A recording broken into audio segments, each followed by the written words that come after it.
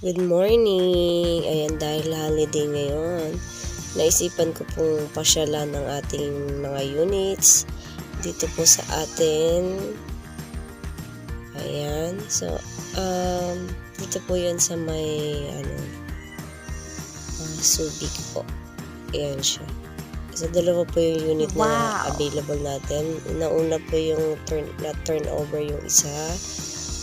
Tapos, sumunod po this October po yung pangalawa naman. Ayan. And then, yung pangalawa po, ayan, yung pangalawang unit natin, inaayos na po yung unit natin na yun.